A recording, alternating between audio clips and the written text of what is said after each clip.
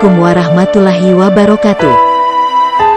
Dahulu ada seorang sahabat Nabi bernama Julaibib. Dia lahir di dunia tanpa mengetahui siapa kedua orang tuanya dan dia tidak mengetahui nasabnya. Bagi masyarakat di zaman itu, orang yang tidak memiliki nasab jelas merupakan suatu aib. Julaibib memiliki tampilan fisik bisa dibilang buruk rupa, sehingga karena buruk rupanya jarang ada orang mau mendekatinya. Namun sebelum lanjut, jangan lupa like, share, and subscribe. Jangan lupa aktifkan lonceng notifikasi agar tidak ketinggalan info menarik seputar dunia Islam hanya di channel Islami Aqso. Suatu ketika selesai menjalankan salat, Nabi sempat memanggilnya.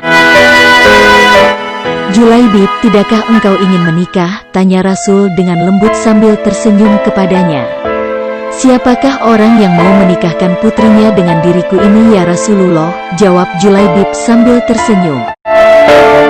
Lalu Rasulullah menjawabnya dengan senyuman. Julaibib menyadari dirinya tidak mempunyai apa-apa dan menurut dia tidak ada seorang pun yang mau menikahkan anaknya untuk dia.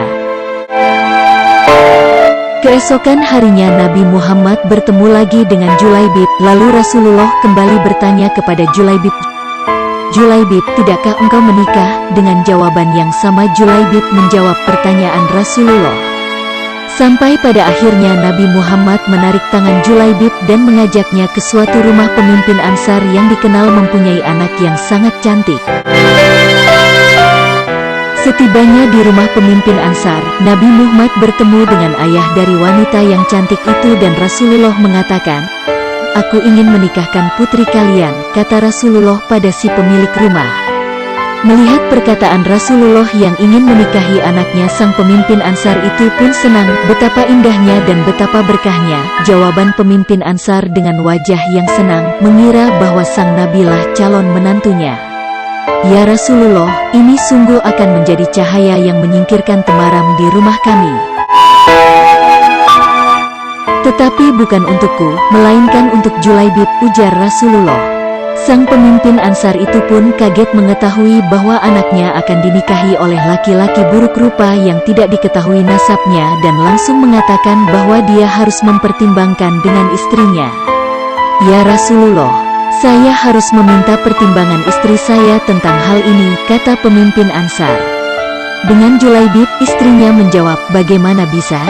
Julaibib berwajah jelek, tidak bernasab, tidak berkabilah, tidak berpangkat, dan tidak berharta. Demi Allah tidak akan pernah putri kita menikah dengan Julaibib." Mendengar perdebatan itu, sang perempuan yang cantik anak dari pemimpin Ansar itu pun keluar dan mengatakan, "Siapa yang meminta?" Lalu sang ayah dan sang ibunya pun menjelaskan. Perempuan yang cantik ini memang dikenal salehah yang sangat mengerti dengan agama. "Apakah kalian hendak menolak permintaan Rasulullah? Demi Allah, kirim aku padanya.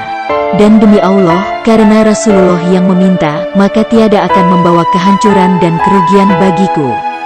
Perempuan salehah itu lalu membaca ayat yang artinya, "Dan tidaklah patut bagi lelaki beriman dan perempuan beriman, apabila Allah dan Rasul-Nya telah menetapkan suatu ketetapan, akan ada bagi mereka pilihan lain tentang urusan mereka. Dan barang siapa mendurhakai Allah dan Rasul-Nya, maka sungguhlah dia telah sesat yang nyata." Quran Surah Al-Ahzab 36. Mendengar jawaban dari perempuan cantik nan soleha itu, Nabi Muhammad pun tertunduk lalu mendoakan sang perempuan itu. "Ya Allah, limpahkanlah kebaikan atasnya dalam kelimpahan yang penuh berkah. Jangan kau jadikan hidupnya payah dan bermasalah." Maka benarlah doa Nabi Muhammad. Tak lama kemudian Allah karuniakan jalan keluar baginya. Kebersamaan di dunia ternyata tidak ditakdirkan terlalu lama. Julaibib pun sangat senang dan bergegas ke pasar untuk membeli semua persiapan pernikahannya itu. Namun hari itu juga salah seorang sahabat mengumumkan bahwa hari ini kita akan menuju ke medan perang melawan kaum kafir Quraisy. Julaibib pun mengurungkan niat untuk membeli perlengkapan pernikahannya. Dia membeli kuda untuk dipakainya menuju medan perang bersama Rasulullah. Setelah peperangan berakhir, Nabi Muhammad bertanya di tengah-tengah sahabatnya, "Apakah kalian kehilangan seseorang?" Serempak sahabat menjawab, "Tidak ya Rasulullah." "Apakah kalian kehilangan seseorang?" tanya Rasulullah kembali. Nabi bertanya lagi. Kali ini wajahnya merah bersemu. "Tidak ya Rasulullah." Kali ini sebagian menjawab dengan was-was, beberapa orang menengok ke kanan dan ke kiri. Rasulullah menghela nafasnya. "Tetapi aku kehilangan Julaibib," kata beliau. Para sahabat tersadar, "Carilah Julaibib." Maka Julaibib yang mulia pun ditemukan. Ia terbunuh dengan luka-luka di sekujur tubuh dan wajahnya. Di sekitar jasadnya, ada 7 jasad musuh telah ia bunuh. Rasulullah dengan tangannya sendiri mengkafani Julaibib. Beliau mensalatkannya dan berdoa, "Ya Allah, dia adalah bagian dari diriku dan aku adalah bagian dari dirinya," kata Rasulullah. Saat Julaibib selesai dimakamkan, terjadilah peristiwa yang menakjubkan. Rasulullah menangis, air matanya menetes sembari memandang ke langit dan tersenyum. Lalu membuang pandangannya ke samping seraya menutup mata dengan telapak tangannya. Para sahabat yang melihat kejadian itu terheran-heran lantas bertanya kepada Rasulullah, "Wahai Rasulullah, mengapa engkau menangis di pusara Julaibib?" "Aku menangis karena mengingat Julaibib. Hari ini dia memintaku merestuinya untuk menikah.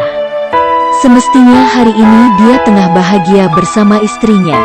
Namun, hari ini juga ia telah tiada," jawab Rasulullah. "Lantas tadi kenapa engkau tersenyum?" tanya salah seorang sahabat. "Saat memandang langit, aku melihat para bidadari turun untuk menjemput Julaibib," jawab Rasulullah. "Tapi mengapa lantas engkau membuang pandangan ke samping? Apa yang engkau lihat ya Rasulullah?" Bidadari yang menjemput Julaibib begitu banyak. Mereka saling berebut. Ada yang meraih tangannya dan ada pula yang meraih kakinya, sehingga salah satu dari bidadari itu tersingkap kainnya dan terlihat betisnya, kata Rasulullah. Wallahu a'lam.